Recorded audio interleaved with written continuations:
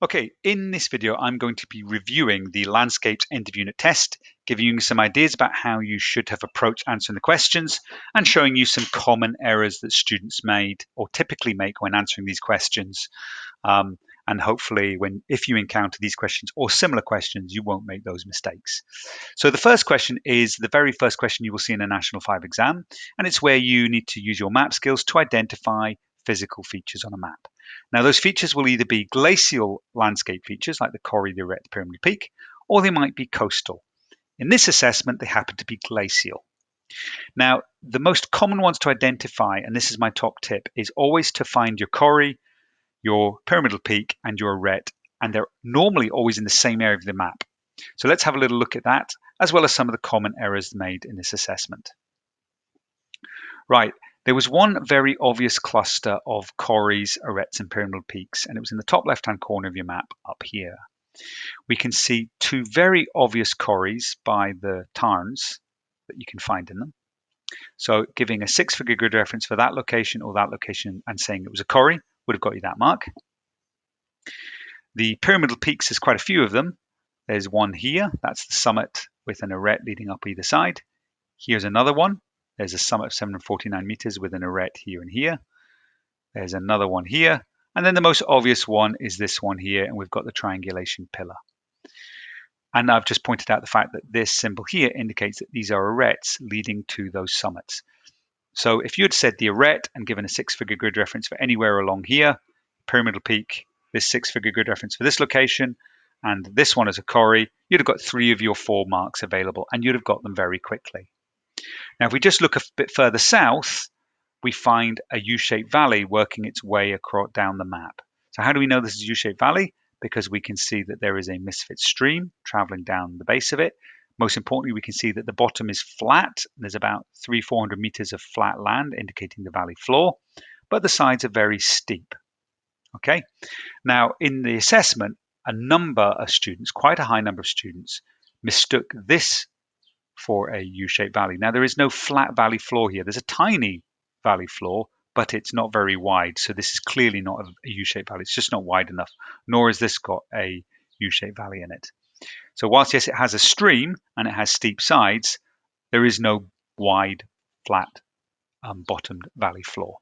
And as a matter of fact, the only other U-shaped valley on the map that was available to you to identify was this one here with the reservoirs that have been dammed. And here we can see a small but wide enough to be a U-shaped valley with a road running along the base. And here we can definitely see, once we get down to the bottom corner of the map, which a number of you identified, here is the clear U-shaped valley with the steep sides. Now, if you've identified a U-shaped valley, that will normally always give you the truncated spur right next to it, which we can see here. Okay. There was no ribbon lake on this map. A lot of students identified this as a ribbon lake. You have to be very careful of identifying a ribbon lake because this is a dam. You can see the little symbol down here that indicates they've built a dam, and that's what's creating a reservoir. How do you spot a reservoir over a ribbon lake? Well, a reservoir will always have a flat base like we can see here, or like we can see another one that a number of students thought was a ribbon lake, this one here. It's got a flat base. It also says RESR, indicating it's a reservoir, so it's not a ribbon lake. Okay, right, that's the kind of the key feature to identify. Another common mistake, however, was identifying something like this as a pyramidal peak. Now, this is not a pyramidal peak. It is the summit of a mountain because it's got the height, it's got a name, and it's got the little blue triangle. But there is no corries around it, no clear and obvious corries. And no, that does suggest that might be an arête or might just be a cliff edge. So it's not a legitimate pyramidal peak. It might be jagged, but it's not a pyramidal peak with multiple arêtes leading up to the summit. This one here, however, that's more debatable. We have a number of what looks like little ridge lines, one coming up here, one coming up here, and one coming up here. So whilst it's not strictly speaking a pyramidal peak, it's at least got the multiple ridge lines, which indicate there are some arêtes that are creating this with a much more pyramidal summit. Okay, so you need to be very careful. You really want to be looking for some obvious corries around, right close, like we see here and here, to our peaks. All right, let's have a look at the next question in the exam. Possibly the hardest question, because of the actual feature that was chosen. In this case, it was the spit. If it had been any of the erosional features like the headland and bay or the arch and stack or the cliff, that would have probably made your life a little bit easier. The spit's quite a complex feature. So let's have a quick little look at what you should have been looking at for the spit. So a successful answer to the spit might include a diagram with some good annotations, but the idea is you must introduce this idea of longshore drift, and then you must explain what longshore drift is. So longshore drift is caused by the waves coming in at an angle, and that's because of the prevailing wind pushing them in at an angle. And as they get pushed in, sand gets pushed up the coast, but then gravity and pulls the wave straight directly back down again, dragging the sand back out.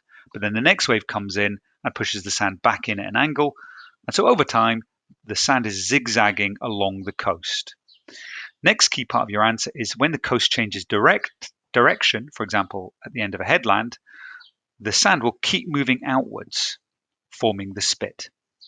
The spit cannot grow across to the other mainland because very often if there's a river flowing out at this point, the river current will stop it getting across over here. It hooks up inwards, and that's because secondary winds, which normally come from the southeast, and I'm indicating that with my arrow, push this hook inwards, and very often behind the spit on the sheltered side, a salt marsh will develop. So those are the key ideas you should have had in your sand spit explanation. Okay, let's go now and look at what was probably the easiest question. When you hear how easy it was, some of you will be thinking, why did I spend so much time writing an answer? 2 clear descriptive statements. So there's no requirement to explain how the feature you've chosen was made. You are just asked for one. So if you chose the U-shaped valley, you could have said a U-shaped valley has steep valley sides and a flat valley floor. That would have been 2 descriptive statements, one about the valley floor, one about the sides, and you've got 2 marks. A corrie has a steep back wall and is bowl-shaped. You might have even said it has an open front where the glacier travels out. That would have been 2 points. A pyramidal peak is the top of a mountain that is jagged with 2 arêtes or more leading to that summit. That is 2 descriptive statements about that feature. So that's that question. Now let's move on to the questions that in exams, these are the ones that actually make the difference, where you score quite a bit of marks. So the first part of this question is that they want you to study item Q3, and they want you to pick 2 land uses off this list. They would then like you to use map evidence from the map that you're given to explain why that land use might be suited to the location you've picked on the map. So let's say you have said that this area on my map suits hill sheep farming. Now you could pick almost anywhere on the map to illustrate this, but picking a good location can give you the opportunity to get lots of marks. So if you, for example, picked this area here, any of these squares, especially one with lots of steep contours, and said that this is likely to be used for sheep farming because the contours are close together. Now, what you've got to do is explain why close together contours suits sheep farming. So if you say that therefore machines would find it difficult to grow crops on this, and therefore only sheep farming can happen, that would have got you a mark.